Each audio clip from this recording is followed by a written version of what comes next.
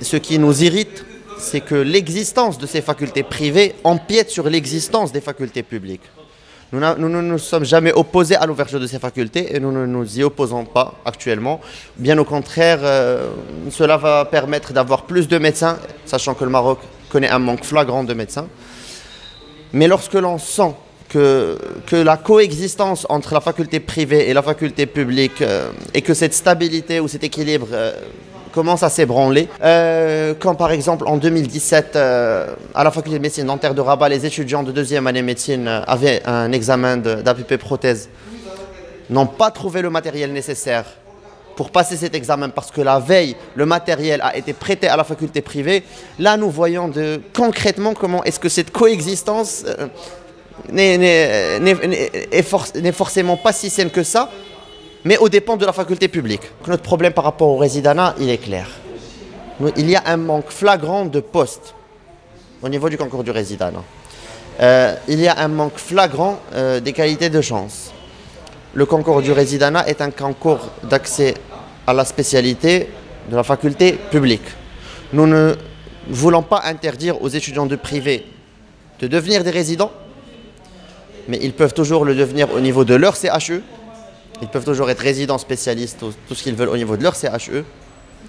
Mais la spécialité, le résidanat du secteur public est un droit qui doit être garanti à l'ensemble des étudiants du public, les plus méritants. Ce qui fait le plus peur, c'est la manière avec laquelle ces facultés privées se multiplient partout au niveau du royaume et qu'un jour, il y aura peut-être 5 à 10 fois plus de facultés privées que de facultés publiques et nous mettrons le citoyen marocain devant une décision. Si vous voulez que votre fils soit un médecin, un spécialiste et qu'il accède au résidanat, il va falloir débourser des sommes considérables d'argent.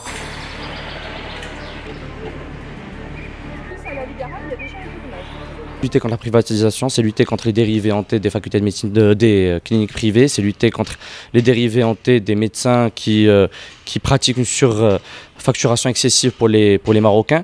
Mais lutter contre la privatisation, c'est pas lutter contre des étudiants en médecine qui veulent finalement que servir leur pays, qui veulent finalement que aider et guérir les Marocains. Pour nous, on avait forcément droit à l'internat. En fait, nous, ce qu'on voudrait, c'est pas parce que il existe un concours d'internat et qu'il n'y a pas de concours d'internat chez nous qu'on veut le passer à la publique. Il existera l'année prochaine un concours d'internat au sein de l'UM6SS. Donc il y aura la possibilité de passer l'internat à l'UM6SS, mais passer l'internat à la publique, pour nous, c'est un droit, pour nous, c'est un principe, comme lorsque le dernier concours de résidanat a été organisé chez nous, et bien les étudiants de médecine publique ont pu le passer. En concernant le concours de résidanat, il faut savoir que le concours de résidanat, c'est un concours qui est ouvert pour tous les Marocains diplômés en doctorat de médecine. Et donc, c'est un concours qui est ouvert à tous et à toutes. Et donc, exclure une partie des Marocains avec des arguments fallacieux, finalement, d'un concours qui est ouvert à tout le monde, et même nous, on pense que c'est vraiment de la discrimination, ça serait vraiment de la ségrégation. Nous, ce qu'on voudrait vraiment implémenter, ce serait une complémentarité, ça serait une passerelle entre les deux systèmes pour que ça soit au service du Marocain. C'est-à-dire, par exemple, que nous, on a un centre de simulation qui fonctionne bien, pourquoi les étudiants en médecine publique ne viendraient pas découvrir ce centre de simulation avec nous? Par exemple, il y a des journées scientifiques qui marchent bien au sein des facultés de médecine publique, pourquoi nous, on n'aurait pas accès, par exemple, à ces journées scientifiques, on n'aurait pas accès au CHU public comme eux, ils peuvent venir faire des stages chez nous dans nos centres hospitaliers, dans le CHU de Bouskoura qui ouvrira en septembre. Nous, ce qu'on voudrait, on est vraiment dans la main tendue et on voudrait vraiment qu'il y ait une complémentarité entre les deux systèmes. On pense que les deux systèmes peuvent fonctionner, chacun avec son propre espace, chacun sans toucher l'autre, chacun sans qu'il y ait une confusion, un conflit d'intérêts entre les deux.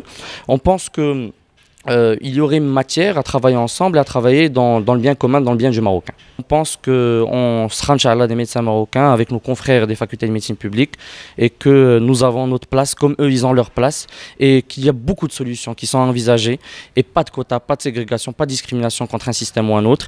Il y a beaucoup de choses à faire en commun, il y a beaucoup de choses à faire, y compris des caravanes médicales, y compris des actions humanitaires, y compris beaucoup de choses pour améliorer la santé du Marocain.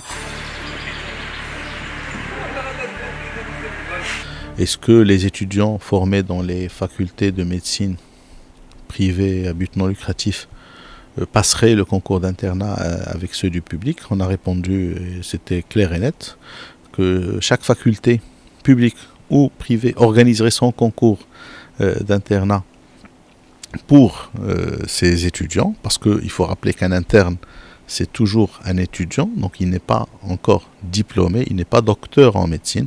Donc ce n'est pas un concours de recrutement, c'est un concours d'internat pour des étudiants de 5e et de 6e année. Pour les gens qui passent le résidanat sur concours, là c'est ouvert à des docteurs en médecine. Alors, docteur en médecine, pour un diplôme qui est reconnu au niveau national. Donc ça peut être un diplôme qu'on a eu dans une faculté publique, privée ou même à l'étranger. On a beaucoup de Marocains qui sont formés en Tunisie, au Sénégal, dans d'autres pays, qui retournent chez eux et pour passer le concours de résidanat, ils sont aujourd'hui en formation. Il y en a même aujourd'hui qui sont professeurs de médecine. Donc pourquoi on va priver ces gens de passer ce concours? Sur plan juridique, c'est pas possible. Un système de santé, c'est un système de santé. C'est pas deux systèmes de santé.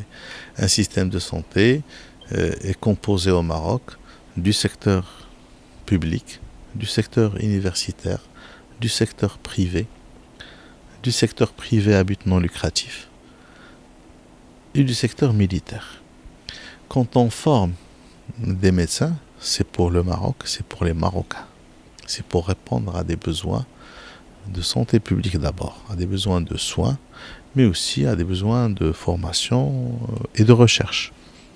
Les ministères ont des rôles, encore une fois, régaliens, stratégiques, doivent penser aussi et innover des solutions pour répondre aux besoins et aux contraintes. Ce n'est pas une histoire d'un secteur ou de deux secteurs, c'est intersectoriel.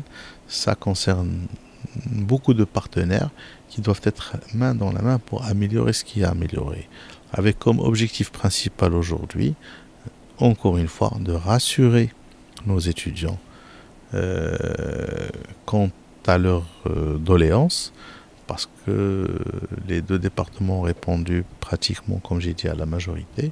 Restent des points qui peuvent être toujours discutés dans le cadre de la réforme des études médicales, qui est un processus dynamique et perfectible.